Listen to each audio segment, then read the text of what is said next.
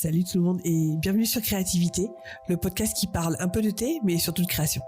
Je m'appelle Karel, dans la vie je suis dessinatrice, illustratrice, autrice de romans et je travaille depuis plus de 15 ans dans le cinéma d'animation.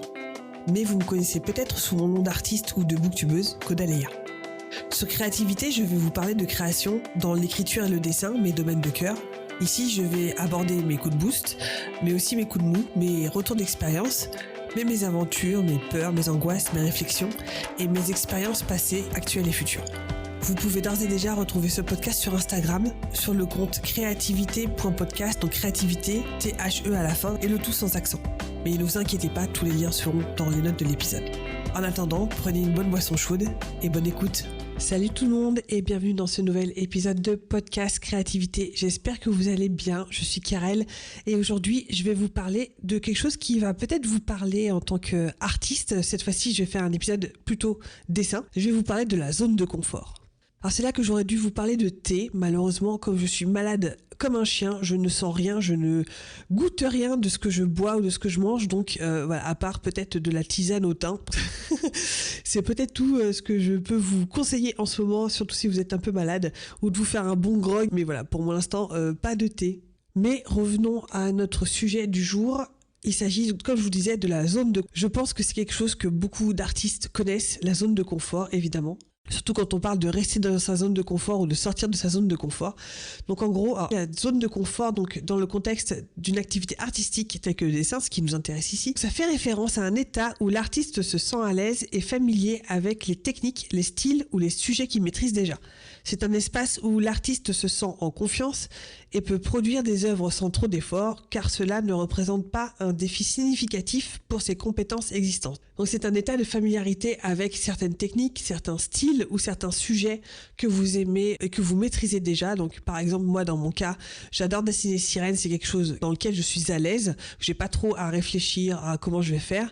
Les personnages Star Wars aussi par exemple, c'est quelque chose qui me donne du plaisir en fait à faire, qui me demande pas trop de résistance, on va dire, ou en tout cas de difficultés particulières. Si par exemple, au contraire de ça, si je me lance dans des mechas ou dans, je sais pas moi, tout simplement des environnements, des décors, là c'est beaucoup plus compliqué. On est vraiment aux franges, voire en dehors de ma zone de confort. Donc je continue avec la définition. Donc bien que la zone de confort puisse offrir une certaine sécurité et un sentiment de familiarité, rester exclusivement dans cette zone de confort donc peut entraîner une stagnation artistique.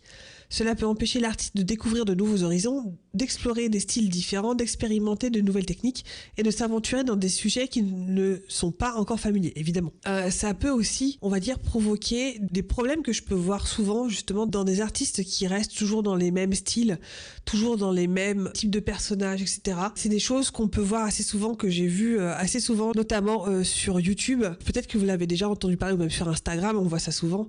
C'est ce qu'on appelle le same face syndrome, c'est-à-dire que c'est le syndrome du visage qui est toujours le même, c'est-à-dire que vous dessinez des personnages qui ont toujours la même tête, qui ont toujours cette petite bouche qui est entrouverte, ces yeux langoureux que vous faites toujours de la même façon. Il y a des artistes que je ne citerai pas ici qui font toujours la même chose, j'ai l'impression, et qui, on a l'impression, ne sortent pas de ça, et on comprend que à la fois c'est familier parce que c'est ce genre de dessin-là ou de personnages-là dans lesquels ils sont les plus forts aussi, ils sont les plus expressifs, qui maîtrisent à fond, mais au bout d'un moment on se dit que c'est aussi peut-être quelque chose qui plaît le plus à leurs auditoires, on va dire, surtout sur Instagram où c'est très important les likes, etc. Et que en fait peut-être qu'ils ont peur de proposer quelque chose d'autre, quelque chose de très différent par rapport à ce qu'ils font d'habitude, et que du coup ça pourrait peut-être nuire à l'algorithme et en fait à leur audience, on va dire, à leur communauté qui du coup ne trouve plus forcément ce qu'ils étaient venus chercher. Donc ça peut encore plus renforcer cette espèce de peut-être de propension à rester dans sa zone de confort.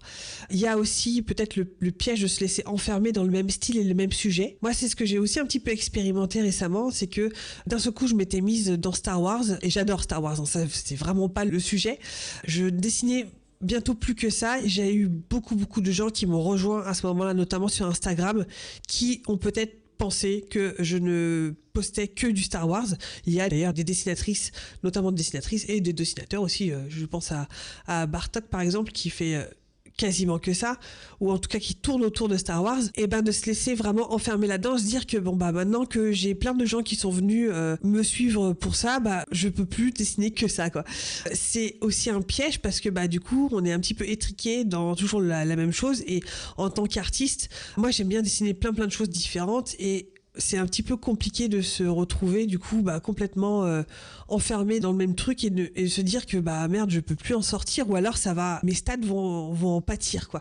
C'est ça qui est peut-être un petit peu compliqué, et c'est aussi peut-être une peur en tout cas d'essayer de sortir de sa zone de confort, de faire quelque chose de nouveau. C'est que d'un seul coup on va se retrouver dans la position d'un débutant qui ne sait pas trop ce qu'il fait, qui a du mal, qui est face à des échecs, et ça c'est quelque chose justement quand on a atteint un niveau de maîtrise d'une certaine chose, d'une certaine technique ou d'un certain sujet, des fois c'est un petit peu compliqué de se remettre dans une position de débutant, parce que pour l'ego c'est peut-être un petit peu moins sympa de se retrouver d'un seul coup vous retrouvez en CP alors que vous étiez en terminale quoi. Voilà, vous voyez un petit peu ce truc là. En fait vous vous confrontez à des difficultés, et se confronter à des difficultés des fois c'est pas facile à gérer.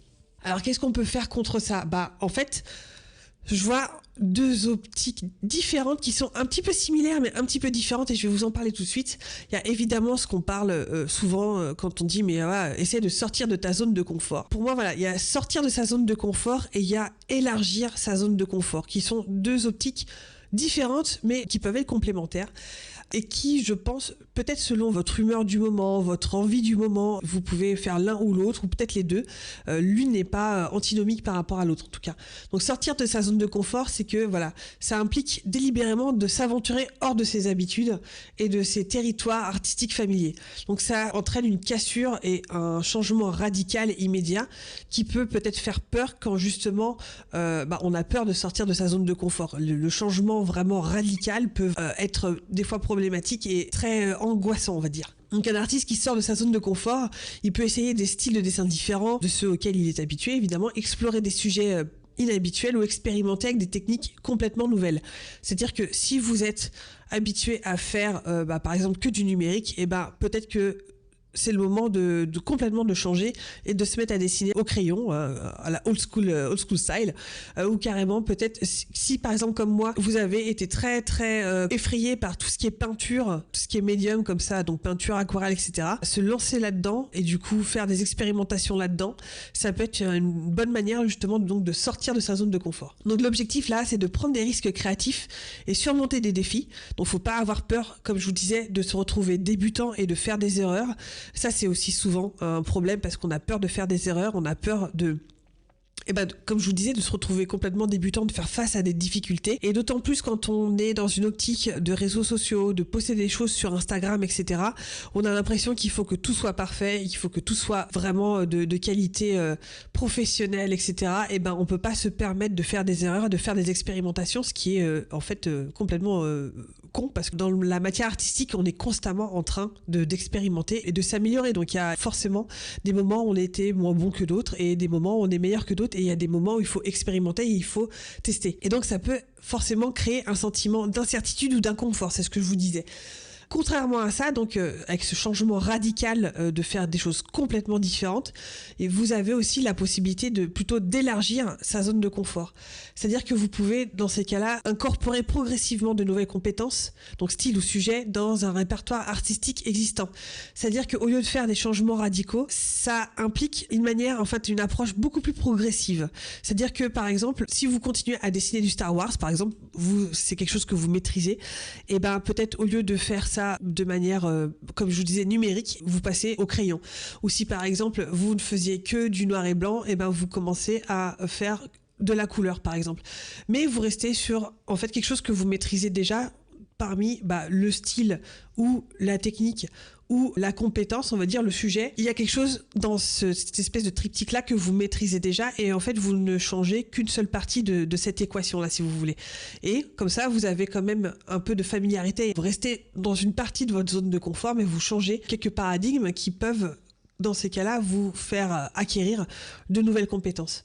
Donc comme je vous disais, par exemple, c'est un artiste qui pourrait choisir d'explorer un nouveau médium, d'apprendre une nouvelle technique de dessin ou de travailler sur des sujets connexes, c'est-à-dire qui ne sont pas très loin de ce que vous faisiez jusqu'à maintenant, mais légèrement différents par rapport à ses préférences habituelles. Donc l'objectif, c'est d'acquérir de nouvelles compétences en préservant une certaine familiarité. Ça permet ainsi donc à vous, à l'artiste, de vous sentir plus à l'aise au fil du temps avec ces nouvelles pratiques. Donc plus vous allez en faire, plus vous allez vous familiariser avec cette nouvelle technique, et à la fin, cette technique va faire partie de votre zone de confort. Finalement, moi, c'est quelque chose que j'ai un petit peu expérimenté avec le Inktober.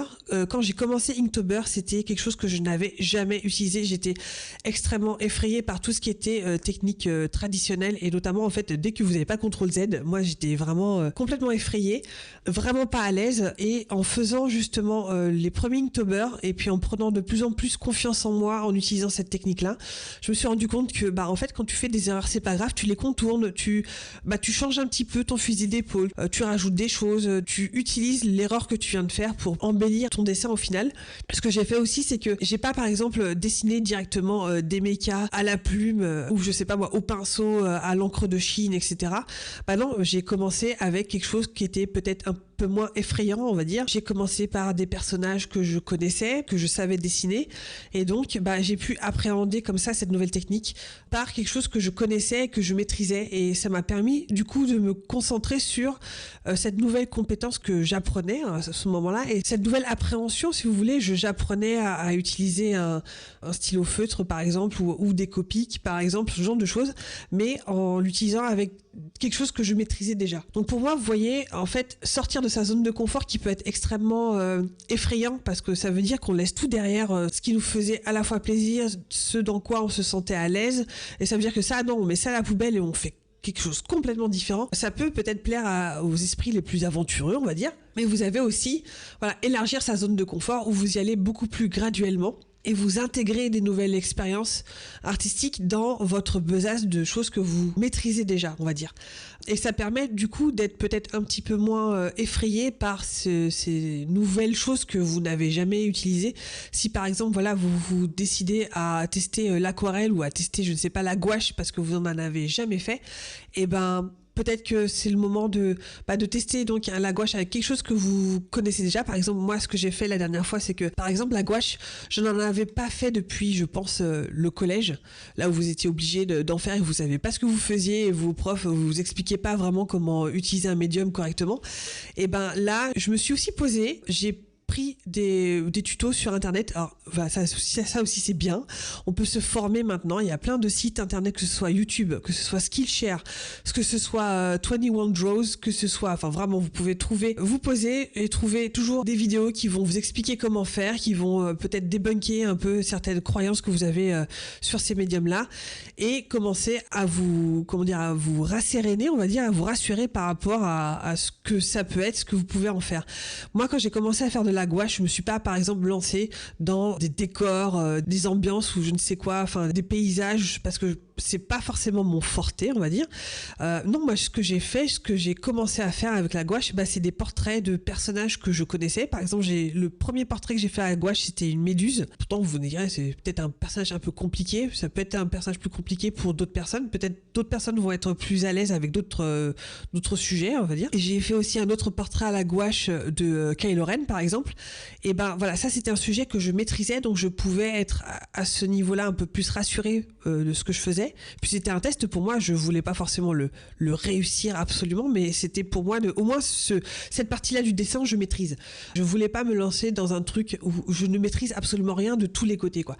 Et c'est comme ça que petit à petit, en faisant quelques-uns, on se rend compte que il y a peut-être certaines choses que on maîtrise moins et qu'il va falloir faire peut-être des efforts. Par exemple, moi à la gouache, j'avais un mal de chien à mélanger mes couleurs et à faire mes couleurs, et c'est juste parce que je m'y prenais mal en fait. Et donc petit à petit, les choses rentrent de manière naturelle, quoi. Donc ce que je peux vous apporter comme conseil, donc ce serait un apprentissage progressif. Donc c'est de choisir une nouvelle compétence ou une nouvelle technique à apprendre, comme par exemple je vous disais la gouache ou l'aquarelle, et que vous abordez ça de manière progressive. Si vous n'avez jamais travaillé sur un certain médium, vous commencez par des exercices simples. Moi, quand j'ai commencé donc à faire de l'aquarelle, j'ai commencé par faire mes nuanciers, et ça vous permet de vous familiariser avec le fait de manipuler l'eau, combien vous mettez d'eau par rapport au pigment, à la couleur, à la peinture. Et enfin, c'est une première entrée en matière avec apprendre l'aquarelle. Et je trouvais que ça c'était un truc assez simple et ça vous permet ensuite d'aller un petit peu plus loin à chaque fois. Alors, vous pouvez aussi explorer des variations. Donc vous restez dans le domaine de vos sujets de prédilection. Donc c'est-à-dire, comme je vous disais, Star Wars ou du fanart Harry Potter pour ceux qui aiment ça, ou je sais pas moi, des gros mechas pour ceux qui aiment les mechas ou des monstres, enfin bon bref, tout ce que vous aimez faire, tout ce dans quoi vous êtes à l'aise, et vous explorez des variations. Donc par exemple, si vous aimez dessiner des paysages, vous pouvez tester différents types de paysages. Vous pouvez vous tester par exemple à des styles architecturaux alors que vous faisiez que de l'organique et du paysage, on va dire, bucolique. Vous pouvez aussi essayer de changer les conditions météorologiques, c'est-à-dire que si par exemple vous faisiez que des paysages avec plein soleil, etc., vous, dans ce cas-là, vous faites le même paysage, mais avec, je sais pas moi, en pleine nuit ou alors au coucher du soleil, ce genre de choses. Comme ça, voilà, vous ne changez qu'un seul paradigme de votre dessin par rapport à ce que vous faisiez d'habitude, et ça vous permet d'augmenter comme ça votre approche et de changer un petit peu par rapport à ce que vous faisiez d'habitude. Vous pouvez aussi mélanger les styles. Donc si vous avez un style de dessin bien établi, bien dans lequel vous êtes à l'aise, vous pouvez essayer de l'associer à d'autres styles. Si par exemple vous vous lancez dans Inktober par exemple, vous pouvez donc choisir de rester que dans le noir et blanc et dans le noir et gris, de vous mettre des contraintes. Ça peut aider aussi. Si par exemple vous faites quelque chose de réaliste, vous pouvez aller vers quelque chose de plus stylisé, on va dire, d'essayer en tout cas ça. Si vous faites du dessin au trait, vous pouvez aller vers des choses qui sont beaucoup plus ou lâches ou qui sont beaucoup plus avec des aplats, ce genre de choses. Vous pouvez vraiment par exemple essayer donc d'apporter une nouvelle dimension à ce travail sans vous éloigner complètement de la zone de confort. Donc vous rajoutez juste quelque chose. Vous pouvez faire du noir et blanc et rajouter une petite couleur pour faire un truc qui pop par exemple. Enfin voilà, il y a vraiment plein de choses qu'on peut faire là-dedans. Vous pouvez évidemment explorer de nouveaux outils, donc des outils que vous n'avez jamais utilisés auparavant. Et par exemple, si vous êtes habitué à tout ce qui est crayon, vous expérimentez avec des stylos, ça c'est aussi une très bonne technique. Ça c'est quelque chose par exemple que je faisais beaucoup dans mes sketchbooks, d'y aller directement en fait au stylo. Vous pouvez pas du coup gommer, n'est-ce pas? Et vous devez vous faire confiance par rapport à ce que vous dessinez. Et si vous vous trompez, c'est pas grave, c'est un sketchbook, c'est fait pour. Vous pouvez utiliser des pinceaux, vous pouvez utiliser, si vous étiez plus tradi, vous pouvez vous tester à la tablette graphique au numérique. Enfin, il y a vraiment plein de choses différentes. Vous pouvez mélanger les deux aussi. Et comme ça, essayer d'élargir votre éventail. Vous pouvez aussi étudier d'autres artistes, voir comment d'autres ont fait. Vous pouvez analyser leur travail pour voir comment ils font des approches différentes, alors que ce soit au niveau de la technique, que ce soit au niveau du style, tout simplement. Vous pouvez vous dire, tiens, j'aime bien comment elle fait ses yeux, comment est-ce que je pourrais justement peut-être intégrer ça dans mon propre style, et tout en restant connecté à ce qui vous passionne vous. Ça peut être la façon dont l'artiste stylise ses personnages, ça peut être la façon dont elle dessine les pieds, je sais pas moi, le nez, la bouche, dont elle utilise la palette de couleurs, dont elle utilise la façon d'ombrer ou de coloriser ses personnages. Vous pouvez vous inspirer d'autres artistes allègrement. Vous pouvez évidemment participer à des ateliers ou des cours ou tout simplement, comme je vous disais, vous former via des sites que vous pouvez trouver sur Internet ou via tout simplement des tutos gratuits sur YouTube. Il y en a plein de très bien. Beaucoup d'artistes partagent leur façon de faire, etc. Il y en a qui aussi évidemment monnaient des cours qui sont en général très bien. Je ne peux que vous recommander donc les sites comme Skillshare et 21 Draw, donc 21 Draw, qui sont très spécifiques. En tout cas, 21 Draw, c'est très spécifique donc à tous ceux qui veulent faire de l'illustration, peut-être plus dessin animé, on va dire quelque chose de plus stylisé. Skillshare est beaucoup plus large par rapport à ce qu'il peut vous proposer. Il y a des fois beaucoup plus de graphisme, contrairement à 21 Draw qui est beaucoup plus de l'illustration, si vous voyez ce que je veux dire. Mais ce sont des lieux où vous pouvez du coup vous former et découvrir de nouvelles techniques.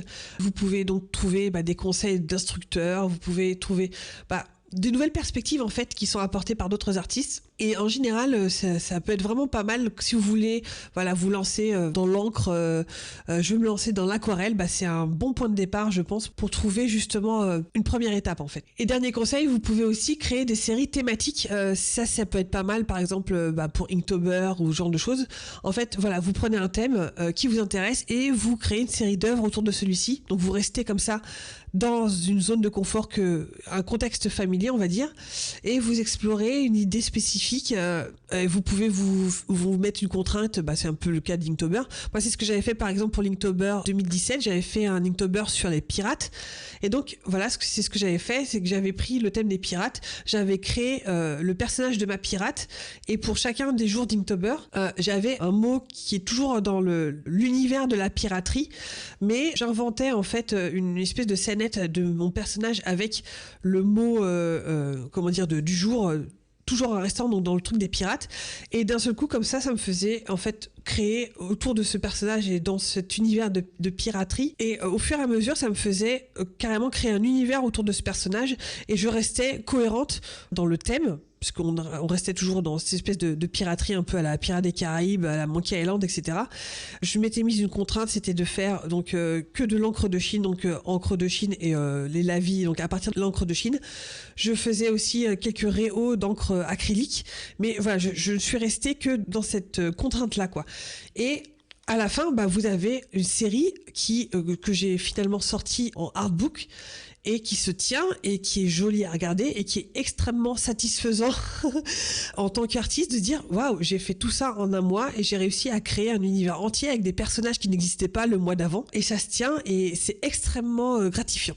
Voilà, je vous propose qu'on s'arrête ici donc avec ce thème-là. Je ne sais pas ce que vous en avez pensé. Est-ce que vous êtes du genre à rester toujours dans votre zone de confort? Est-ce que vous êtes de ces types aventureux qui n'ont pas du tout de problème à sortir de la zone de confort, à essayer des choses que vous n'avez jamais fait, de dessiner des voitures, alors que ce que vous faites d'habitude c'est des personnages par exemple, ou l'inverse, je ne sais pas. Mais en tout cas, dites-moi, ça m'intéresse beaucoup de savoir quelles sont vos idées, quelles sont vos pensées par rapport à ça. Je trouve que c'est quelque chose qui est très important en tant qu'artiste, voilà, parce que c'est très important la zone de confort pour son bien-être personnel, mais c'est aussi, je pense, très important pas forcément de ne pas trop y rester, mais de ne pas avoir peur d'en sortir un petit peu, quoi, parce qu'on peut très très bien et très facilement se retrouver prisonnier dedans et piégé, et c'est pas quelque chose dont on a envie, quoi. Donc voilà, c'est ici que s'arrête ce très long épisode de podcast. J'espère que ça vous aura plu.